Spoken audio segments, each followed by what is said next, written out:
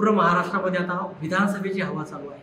मतदारसंघाचं जर काय आपण करायचं असेल तर निश्चितपणे तिसऱ्या आघाडीचा उमेदवार यावेळेस तो आघाडीवर असून विजयी होईल। म्हणजे वेळा जेलात काम पडलं पण लोकांसाठी आम्ही जेलात जायला तयार आहे आणि रक्त सुद्धा सांडायला तयार आहे।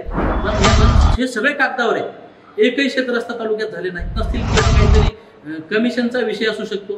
आम्हाला या मेकर मतदारसंघामध्ये जनतेनं आग्रह केला की तुम्ही उमेदवार दिला पाहिजे, या ठिकाणी निवडणूक लढवली पाहिजे आणि जनतेला या मतदारसंघामध्ये बदल हवाय। माझं म्हणणं आहे की बाबा तुम्हीच निधी आणला, तुम्हीच चौकशी लावता, म्हणजे ठेकेदार तुमचं ऐकत नाही, ठेकेदार आहेत कोण हे सगळ्या तालुक्याला माहिती आहे।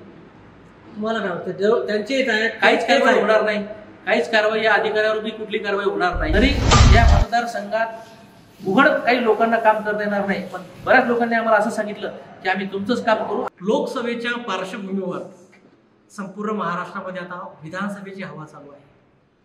विधानसभेमध्ये एक वेगळं चित्र आता पाहायला मिळणार आहे, कारण की महाराष्ट्रभर पक्षापक्षामध्ये झालेली उभी फूट आणि त्यातच शिवसेना शिंदे गटामध्ये व उद्धव बाळासाहेब ठाकरे यामध्येही चांगली चुरस पाहायला मिळणार आहे। यामधून इतर संघटना असतील, इतर पक्ष असतील, हे सुद्धा आपले उमेदवार उभे करण्याच्या तयारीमध्ये आहेत।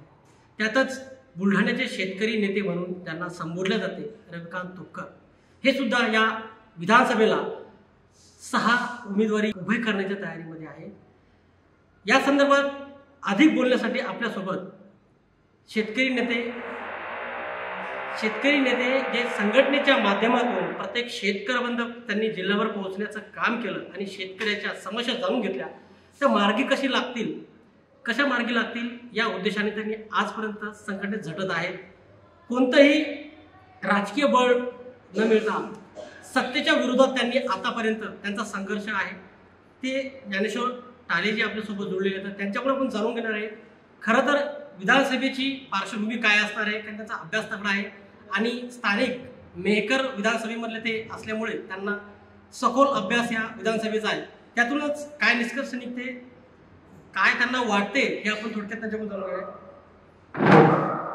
खरं तर टाले साहेब, विधानसभेची आता निवडणूक चालू झालेली आहे। आपण जर एकत्रित चित्र बघितलं तर प्रस्थापित आमदार म्हणजे विद्यमान आमदार गेल्या 15 वर्षापासून या ठिकाणी आमदार आहेत आणि आता पुन्हा एकदा ते आमदारकीसाठी इच्छुक आहे किंवा त्यांचं जवळपास निश्चित झाल्याचं समजते। कसं बघता येईल या सगळं? काय आहे की आता काही दिवसापूर्वी आम्ही जिल्हा स्तरावर आमची एक बैठक घेतली आणि आम्ही सगळ्या कार्यकर्त्यांना बोलून ती बैठक घेतली विश्वासात घेऊन, आणि काही शेतकऱ्यांची मागणी होती की तुम्ही विधानसभा निवडणूक लढवली पाहिजे, तुम्ही वारंवार रस्त्यावर शेतकऱ्यासाठी सर्वसामान्यांसाठी लढत असता, पण काय होते या व्यवस्थेमध्ये केल्याशिवाय आपण शेतकऱ्यांना आणि सर्वसामान्यांना न्याय मिळवून देऊ शकत नाही।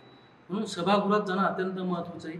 शेतकऱ्याचे प्रश्न सभागृहात हे अति ताकदीने सुटू शकतात, म्हणून शेतकऱ्यांचे प्रतिनिधी, शेतकऱ्याची जी मोठी वोट बँक आहे त्याच्यासाठी शेतकऱ्याचे प्रतिनिधी पाठवले पाहिजे। मग या मानसिकतेतून शेतकऱ्यांनी आम्हाला खूप आग्रह केला, विनंती केली आणि आम्हीही ठरवलं की चळवळीत काम करत असताना शेतकऱ्यांना न्याय मिळवून द्यायचा असेल तर आपण सभागृहात गेलं पाहिजे, आपल्या विचाराचे लोक, शेतकऱ्यांच्या विचाराचे लोक तिथं प्रतिनिधी म्हणून पाठवले पाहिजे। म्हणून आम्ही बुलढाणा जिल्ह्यामध्ये 6 जागा निवडणुकीला येणाऱ्या निवडणुकीमध्ये उभ्या करणार आहे, तशी घोषणा माननीय रविकांत तुपकर साहेबांनी काही दिवसापूर्वी केलेली आहे आणि एक राज्यभरातच शेतकऱ्याची मोठ बांधण्याचं काम रविकांत तुपकर साहेब करत आहेत। 27 जिल्ह्याचे प्रतिनिधी पुण्याच्या बैठकीला होते आणि राज्यामध्ये एक तिसरी आघाडी तयार करून विविध समविचारी पक्ष, संघटना असतील आणि समविचारी हे लोकांना सोबत घेऊन एक तिसरी आघाडी तयार करून आम्ही राज्यामध्ये एक मोठ्या ताकदीनं एक 25 उमेदवार आम्ही राज्यामध्ये उभे करणार आहे, असं रविकांत तुपकर साहेबांनी पुण्यामध्ये बैठक घेऊन सांगितलेलं आहे। जे तुम्हाला शेतकरी संघटनेच्या माध्यमातून तुमचा इतका वर्ष झाले संघर्ष होता, आज ती शेतकरी संघटनेचा पद तुमच्या पाठीमागून निघालेला आहे, याचा काही फरक तुम्हाला जाणवणार नाही? त्याचा पद हा महत्त्वाचा विषय नसतो, कारण की कुठलाही माणूस पदानं मोठा नसते। रविकांत तुपकर साहेबांकडे गेल्या 5-6 वर्षापासून कुठलंही पद नाही, पण सतत आंदोलनं करून शेतकऱ्यांच्या खात्यात पीक विम्याची रक्कम टाकून देण्याचं काम रविकांत तुपकर साहेबांनी केलं। राज्य सरकारला हादरवणारे आंदोलन रविकांत तुपकर साहेबांनी केलं, आम्ही सुद्धा त्यांच्यासोबत होतो आंदोलनाला। विविध आंदोलनं केले, मंत्रालय ताब्यात घेण्याचं आंदोलन केलं, अरबी समुद्रामध्ये उड्या घ्यायचं आंदोलन केलं. त्यावेळेस सुद्धा सरकारनं बैठका घेतल्या, चर्चा केल्या, पैसे पडले. आम्ही आंदोलनाला जात असतानाच सरकार घाबरलं. काही पैसे तेव्हाच पडले, काही नंतर पडले. त्यानंतर आम्ही हिवाळी अधिवेशनावर, नागपूर अधिवेशनावर 2000 लोक घेऊन गेलो. त्या ठिकाणी पण आम्ही आंदोलन केलं, पण त्या ठिकाणी राज्यकर्त्यांनी प्रतिसाद दिला नाही. शेतकऱ्याची ताकद कमी पडते कुठंतरी, आणि म्हणून मी शेतकऱ्यांना आवाहन करतो की शेतकऱ्यासाठी राज्यभर फिरणारा, राज्यभर लढणारा नेता, असा आक्रमक आणि एक मूल मैदानी तोप शेतकऱ्यांसाठी रविकांत तुपकर म्हणून आहेत. आणि आत्ताच काही आंदोलन झाले, तर कालच्या अन्नदायक आंदोलनामध्ये सरकारला दखल घ्यावी लागली. रविकांत तुपकर साहेबांनी सांगितलं की गेल्या वर्षीचा पीक विमा अजून मिळाला नाही, रब्बीचा पीक विमा टाकला नाही, पीक विमा कंपनीवर कारवाई झाली पाहिजे. मेहकर तालुक्यामध्ये ढगफुटी होते, स्थानिक लोकप्रतिनिधी जातात, फोटो काढतात, फोटो सेशन करतात, मात्र मदत मिळत नाही. आणि राज्यातल्या कृषी मंत्र्यांनी 31 तारखेला पीक विमा मिळणार म्हणून सांगितलं. जिल्ह्यातले सगळे लोकप्रतिनिधी त्या ठिकाणी होते, काही ऑनलाईन कॉन्फरन्सवर होते. पण आमचं म्हणणं आहे की हे तुमचं अपयश आहे. जर जिल्ह्यातले सगळे आमदार मिळून बैठका घेऊन सांगत असतील की 31 तारखेला 31 ऑगस्टला पीक विमा मिळणार आहे आणि तो पीक विमा मिळाला नाही, याचा अर्थ काय?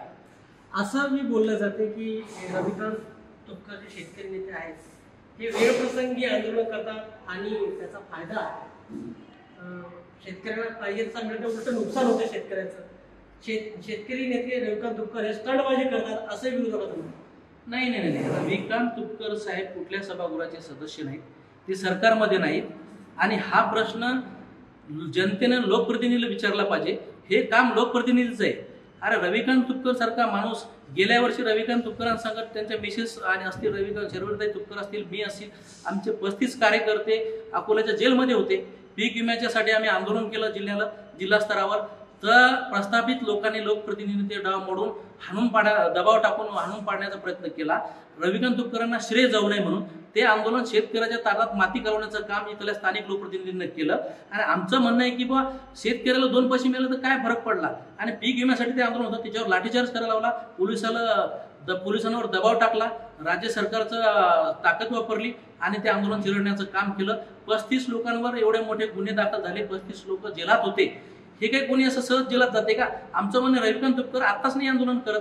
रविकांत तुपकर साहेब गेल्या 22 वर्षापासून चळवळीमध्ये काम करतात. अरे 90-100 केसेस त्यांच्या झालेल्या त्यांच्या अंगावर आंदोलनाच्या. आणि मग तुम्ही तसं म्हणता तर मग स्थानिक लोकप्रतिनिधी सुद्धा जे आहेत जिल्ह्यातले, ते काही लोकप्रतिनिधी चटणी भाकर खाऊन आंदोलन केलं बुलढाण्याला. काही लोकप्रतिनिधी आता अधिकारी ऐकत नाही म्हणून मी आंदोलन करतो म्हणून काल परवाच्या मी बातम्या वाचल्या. मग ते नाही आंदोलन करत का? आपल्या स्थानिक लोकप्रतिनिधींनी पेन टाकळी प्रकल्पामध्ये शेतकऱ्याचे पैसे मिळाले नव्हते, 5,39,00,000 रुपये मिळाले नव्हते, कालवा फोडून नुकसानी झाल्या होत्या. ज्यावेळेस आम्ही आंदोलन केले त्यावेळेस ते पैसे कसे मिळाले? पण मात्र काय होते की स्थानिक लोकप्रतिनिधी अधिकाऱ्यांना घेऊन स्वतः त्याचा वाटप करायचा, चेकनं पैसे वाटप करायचे, त्याची प्रसिद्धी स्वतः घ्यायची आणि सगळ्या बातम्या लावून घ्यायच्या, हे काम करायचं. पण मुळात त्यांनी सुद्धा, स्थानिक लोकप्रतिनिधींनी सुद्धा, रायमुलकर साहेबांनी सुद्धा पाण्यात उडी मारून आंदोलन केलं. ते तर सत्तेत होते, मुख्यमंत्री त्यांचे होते. आमचं म्हणलं तुम्ही आमदार आहे, तुम्हाला आंदोलन करायची वेळच यायला नाही पाहिजे. रविकांत तुपकर साहेब कुठल्या सभागृहाचे सदस्य नाहीत, त्याच्यामुळं रायमुलकर साहेबांचा अपयश मानव. निश्चितच 15 वर्ष झाले रायमुलकर साहेब आमदार आहेत. आमचं म्हणणं आहे की तुम्हाला पेन टाकळी प्रकल्पामध्ये उडी घ्यायला का लागते? पैसे तुम्ही मंत्रालयामध्ये बैठक लावली पाहिजे. प्रधान सचिव असतील, ते संबंधित विभागाचे सचिव असतील, देवेंद्र फडणवीस साहेब त्या खात्याचे मिनिस्टर येतं आणि सरकार तुमचं आहे.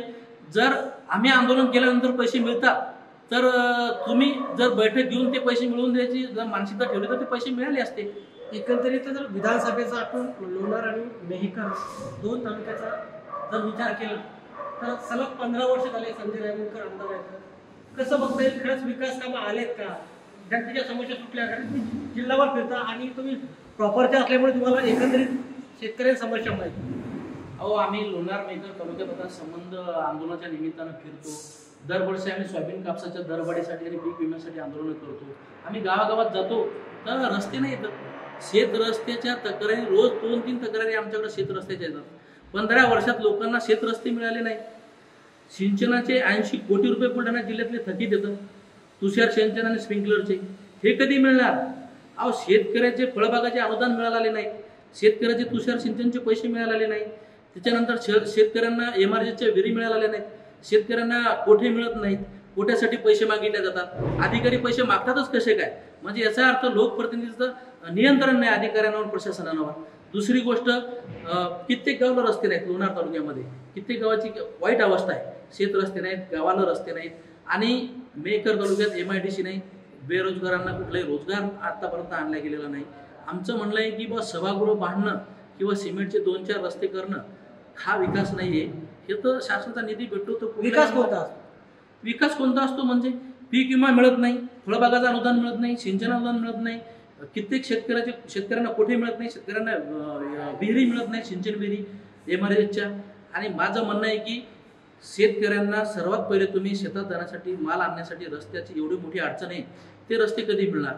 कितीतरी शेत रस्त्याच्या योजना आल्या, मुख्यमंत्री शेतपालन रस्ता आला, त्याच्यानंतर उद्धवसाहेब ठाकरे काहीतरी मातोश्री नावाची पातळ रस्ता आला, पण हे सगळे कागदावर आहे. एकही शेतरस्ता तालुक्यात झाले नाही.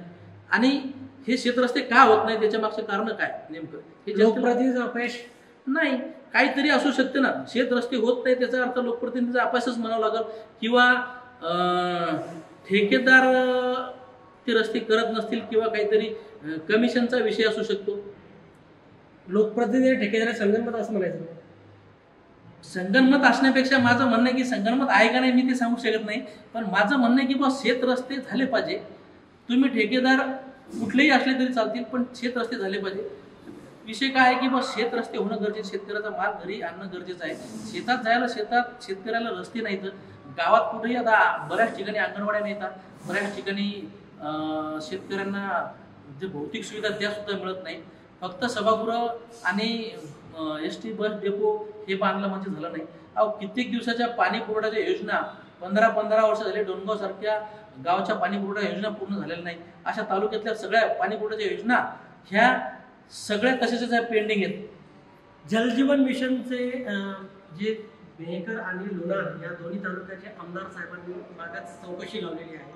खरं तर हा प्रोजेक्ट केंद्र सरकारचा आहे. लोकप्रतिनिधीचं काम त्यांना व्यवस्थित करून घेण्याचं असते. केंद्र सरकारचे, राज्य सरकारचे प्रोजेक्ट जे येतात ते लोकांपर्यंत पोहोचले पाहिजेत. केंद्र सरकारचा प्रोजेक्ट हा महत्त्वाकांक्षी असल्यामुळे ग्रामीण भागात हा अत्यंत उपयोगी ठरते. मात्र यामध्ये सुद्धा मोठा हेरफेर झाल्याचं कळते आणि संबंध योजनेची आमदार साहेबांनी चौकशी लावली. असं बोललं जातं की ऐन विधानसभेच्या तोंडावरच ही चौकशी लावली.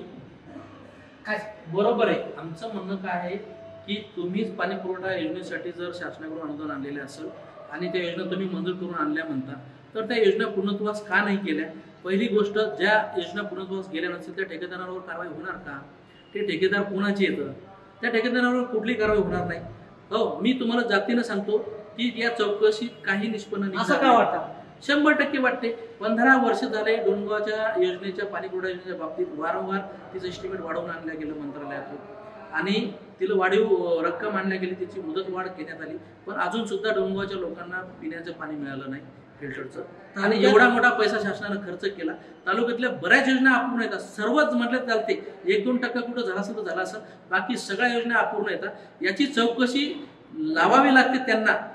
माझं म्हणणं आहे की बाबा तुम्हीच निधी आणला, तुम्हीच चौकशी लावता, म्हणजे ठेकेदार तुमचं ऐकत नाहीत, योजना पूर्ण करत नाहीत.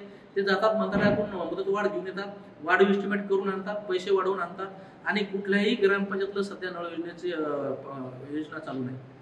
चौकशी लावण्याचं मूळ कारण काय सांगता येईल की नेमकंच वाढीव निधीसाठी आहे की आणखी काही? वाढीव निधीसाठी नाही. आता स्थानिक मतदारसंघातील लोकांना असं वाटायला नको की बाबा आपण विकास कामं आणले आणि ते थांबले येतं, आणि त्याची मी चौकशी लावली, पण त्याची चौकशी कुठं झाली? अजून काहीच झालं नाही.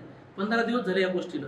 कुठेही चौकशी तालुक्यात आली नाही, कोणी अधिकारी आले नाही, कुठेही चौकशी झाली नाही. माझं म्हणणं आहे की ती चौकशी तातडीने व्हायला पाहिजे, त्याचं ऑडिट व्हायला पाहिजे. सगळ्या पाणी पुरवठा जलजीवन योजनेच्या सगळ्या योजनेचं ऑडिट व्हायला पाहिजे, आणि पाणी का पाणी, दूध का दूध करून दाखवा, मग आम्ही तो बनवू. त्यांनी त्यावेळेस सांगितलं होतं की किती जवळचा ठेकेदार असला तर त्याची चौकशी होणार. याचा अर्थ काय होता? या आधी सुद्धा काही जिल्ह्याच्या प्रस्थापित नेत्यांनी चौकशी लावल्याचं आम्ही ऐकलं, बातम्या वाचल्या, बऱ्याच वृत्तपत्रामध्ये बातम्या आल्या. पण मी तुम्हाला सांगतो ना की चौकशी करून तुम्ही पुन्हा पत्रकार परिषद घेऊन सांगा की इतक्या लोकांवर कारवाई केली म्हणून, इतक्या ठेकेदारांवर कारवाई केली. ठेकेदार कोण? कारवाई होणारच नाही ना. ठेकेदार आहेत कोण हे सगळ्या तालुक्याला माहिती आहे. तुम्हाला काय वाटतं? त्यांचे काहीच कारवाई होणार नाही. काहीच कारवाई या अधिकाऱ्यावरती कुठली कारवाई होणार नाही. एवढा विलंब कशासाठी लागतो? सगळं संगणमतानं चालू आहे. सगळं संगणमतानं चालू आहे. माझं म्हटलंय की बाबा कठोर कारवाई झाली पाहिजे, योजना पूर्ण होत नाही, तुम्ही मंत्रालयात बैठक लावली पाहिजे आणि स्पेशल याचं ऑडिट झालं पाहिजे जलजीवन योजनेचं. आणि लोकांसाठी शासनाने एवढा निधी दिलेला आहे, तो निधी लोकांच्या काही उपयोगात पडला नाही, युटिलाइज झालेला नाही. म्हणून याला कुठंतरी स्थानिक सर्व लोकप्रतिनिधी जबाबदार आहेत. एकंदरीत जर बघितलं तर जलजीवन मिशन असेल, अनेक समस्या या विधानसभेमध्ये आहेत, तशा आपल्याला बोलण्यातून आपल्याला कळतं. मात्र एक महत्त्वाचा प्रश्न असा आहे की हे सर्व करत असताना कुठेतरी विधानसभेचे आमदार जे आहेत, संजय रायमुंडकर किंवा लोकसभेमध्ये खासदार केंद्रीय मंत्री झाले, यांचा हा शिवसेनेचा बालेकिल्ला म्हणून ओळखला जातो. आज त्या बालेकिल्ल्याला खिंडार पडायचं या नाराजीतून, एक चर्चेतून कळलं. लोकांनी गेल्या आणि महाविकास आघाडीच्या बरोबरीत आमचे खासदारकीचे उमेदवार रविकांत तुपकर साहेबांना मतदान आहे. ते मतदान कुठून आलं? मला काय म्हणायचं की महायुतीचा बालेकिल्ला आहे, मान्य आहे. आणि महाविकास आघाडीकडे राष्ट्रवादी गट, उद्धव बाळासाहेब गट आणि काँग्रेस हे तिन्ही पक्ष एकत्र असताना सुद्धा आमच्याकडे एकच नेता, कुठलाही नेता नाही, पक्ष नाही, काहीच नाही, चिन्ह नसून सुद्धा बरोबरीत या मतदारसंघामध्ये आम्ही मतदान घेतलं. ते फक्त आमच्या कामाच्या भरोशावर आणि आमच्या नैतिकतेच्या भरोशावर. विधानसभा, मेहकर विधानसभामध्ये कसं नियोजन असणार आहे? कशी तुम्ही म्हणजे प्रास्ताविकांना फाईट देणार आहे की आणखी?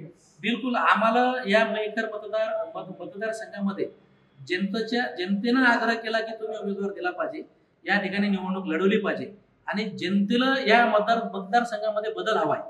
आणि त्या रूपानं आम्ही एक चांगला सुशिक्षित उमेदवार आम्ही या मतदारसंघामध्ये देणार आहे. आणि आमचं त्या पद्धतीनं काम सुद्धा चालू आहे, आमचा संपर्क सुद्धा चालू आहे. आणि आम्ही असं काही वेळेवर येऊन निवडणुकीला उभं राहत नाहीये. गेल्या 12 वर्षापासून मी इथं काम करतोय. माझ्यावर प्रस्थापितांनी खोट्या केसेस केल्या, लोकांना न्याय मिळवून देत असताना आम्हाला दाबण्याचं काम वेळोवेळी केलं. पण मी तुम्हाला सांगतो, अशा किती बी केसेस झाल्या, किती वेळा जेलात जायचं काम पडलं, पण लोकांसाठी आम्ही जेलात जायला तयार आहे आणि रक्त सुद्धा सांडायला तयार आहे. पण या लोकांना न्याय मिळवून दिल्याशिवाय आम्ही राहणार नाही. आणि लोकांना इथं एक उमेदवार आम्ही आमच्या माध्यमातून, तिसऱ्या आघाडीच्या माध्यमातून इथं देणार आहे आणि निश्चितपणे तो उमेदवार आम्ही विजयी करू, हे तुम्हाला आम्ही सांगतो. असं वाटत नाही की जिल्ह्यातला एकदम मागासलेला आपला तालुका आहे? निश्चितपणे ती ओळखच आम्हाला पुसून काढायची आहे की लोकांची खूप नाराजी आहे. एक तर काय झालेलं आहे की बाबा लोकांना सुशिक्षित आणि चांगला उमेदवार, सर्वसामान्य कुटुंबातून असलेला उमेदवार लोकांना आम्ही देण्याचा प्रयत्न करतो. दुसरी गोष्ट की आम्ही सतत शेतकऱ्यांसाठी असो किंवा सर्वसामान्यांसाठी असो रस्त्यावर अविरतपणे लढत असतो. आम्ही निवडणुका येतात म्हणून आमचा सोशल मीडिया किंवा काहीतरी आम्ही सोशल मीडिया जरी आमचा नसन की करायचा आणि बातम्या लावायच्या, प्रत्यक्षात आम्ही काम करतो. आमचं म्हणणं आम्ही मतदारांमध्ये पोहोचवलंय आणि मतदाराच्या मनामनात घराघरात आमचा उमेदवार जाईल आणि ऑलरेडी केलेला आहे. आणि मतदारांनी मागणी केली की तुम्ही उमेदवार द्या, आम्ही ताकदीनं निवडून देऊ. जरी या मतदारसंघात उघड काही लोकांना काम करता येणार नाही, पण बऱ्याच लोकांनी आम्हाला असं सांगितलं की आम्ही तुमचंच काम करू, आम्ही उघड करणार नाही पण तुमचंच काम करू. म्हणून आम्ही सांगितलं की सगळ्या लोकांनी आम्हाला सांगितलं की तुम्ही उभे राहा, तुम्ही उमेदवार द्या. आम्ही म्हटलं आम्ही उमेदवार देतो, तो उमेदवार म्हणजे तुम्हीच असणार आहे. आणि या मतदारसंघाचा जर काय आपण करायचं असेल तर निश्चितपणे तिसऱ्या आघाडीचा उमेदवार यावेळेस तो आघाडीवर असून विजयी होईल. म्हणजे मतदारांची नाराजी आहे, भरपूर नाराजी. कित्येक मतदारांचे मी बातम्या ऐकतो, बरंच व्हिडिओ माझ्यापर्यंत आले. मी कित्येक मतदारांपर्यंत आता आम्ही पोहोचतो जातो. छोट्या छोट्या गोष्टी मतदारांना, तहसील मधले कर्मचारी काम करत नाहीत, संजय गांधी मधले कर्मचारी त्रास देतात, अन्नपुरवठामध्ये लक्षांक नाही हो, रेशन कार्डचे काम होत नाहीत लोकांचे साधे छोटे छोटे रेशन कार्ड लोकांना मिळत नाही. इष्टांक इथं नाही, इष्टांक गेल्या 5 महिन्यापासून इष्टांक नाही मेकर तालुक्याला. याच्याबाबत कोणी आवाज उठवत नाही. आम्ही वारंवार त्याचा पत्रव्यवहार केला. अपंगांना पैसे मिळत नाहीत, 5% निधी खर्च झालेला नाही मेकर लोणार तालुक्यामधला. अपंगाच्या 5% निधीवर कोणी बोलत नाही. आमचं म्हणणं की या सामान्य लोकांसाठी लढलं पाहिजे आणि निवडणुका येतील, निवडणुका जातील, पण आम्ही लढणं सोडणार नाही. म्हणून आम्ही लोकांनी म्हटलं म्हणून लोकांच्या आग्रहास्तव आम्ही एक उमेदवार या ठिकाणी, चांगला उमेदवार, सुशिक्षित उमेदवार आम्ही देणार आहे. एकंदरीत जर बघितलं तर मेहकर विधानसभामध्ये रोजगार उपलब्धीसाठी आमदारांना काय केलं पाहिजे व काय करायला पाहिजे होतं, काय सांगता? काहीच नाही. मेहकरच्या MIDC मध्ये संपूर्णपणे अतिक्रमण आहे. एकही उद्योग मेहकरच्या MIDC मध्ये या मतदारसंघातल्या नवयुवकांना रोजगारासाठी आणला गेलेला नाही. आणि आम्ही तुम्हाला सांगतो की लोणार सरोवरचा सुद्धा विकास झालेला नाही. इतक्या वर्षात लोणार सरोवरचा विकास झालेला नाही. मेहकरचं एसटी स्टँडचं बांधकाम होत नाही. किती दिवस झाले त्या ठेकेदारावर कारवाई होत नाही, दंडात्मक किंवा कुठलीही कारवाई होत नाही. का होत नाही? म्हणजे ठेकेदार यांच्या जवळचे असतात, सगळे ठेकेदार यांच्या जवळचे. माझं म्हणणं आहे की विकास झाला काय? महिलांसाठी बचत गटासाठी असं कुठले ठोस युनिट किंवा उद्योग म्हणजे मायक्रो इंडस्ट्रियल उद्योग वगैरे काही करता आले नाही. MIDC मध्ये पूर्ण अतिक्रमण आहे, तिथले रोजगारांची काही संधी उपलब्ध करून देण्यात आलेली नाही. तर ही येणाऱ्या काळात आम्ही निश्चित आमच्या उमेदवाराच्या माध्यमातून यासाठी प्रयत्न करणार. महाराष्ट्र सरकारने लाडकी बहीण योजना आणली आणि तुम्ही शेतकऱ्यांचे मुद्दे घेऊन सरकारला वेठीशी धरता, असं वाटत नाही का की शेतकऱ्यावर कुठेतरी आणण्यात आलं?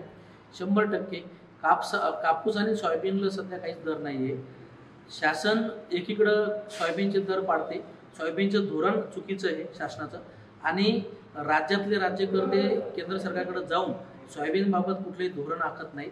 उत्पादन खर्च निघत नाही, एवढी अवस्था बिकट आहे शेतकऱ्याची. असं वाटतंय का की महिलांना लाडकी बहिणीची योजनेतून लाभ देऊन महिलांचं मत आकर्षण करण्याचा हा एक प्रभावी?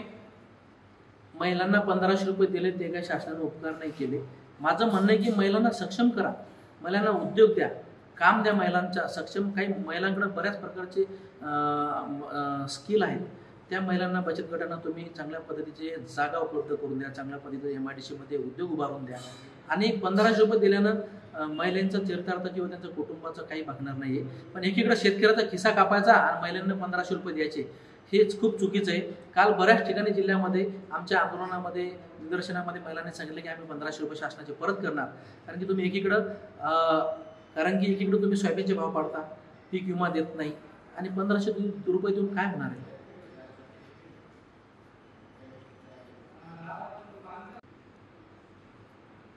लाडकी बहीण योजना जी आली, असं बोललं जाते किंवा जनतेत चर्चा आहे की या योजनेमुळे बाकीच्या योजना रखडल्या, त्याचाही निधी उपलब्ध. बरोबर आहे. शासनानं काय केलं, लाडक्या बहिणीची योजना हाती तातडीनं घोषणा केली.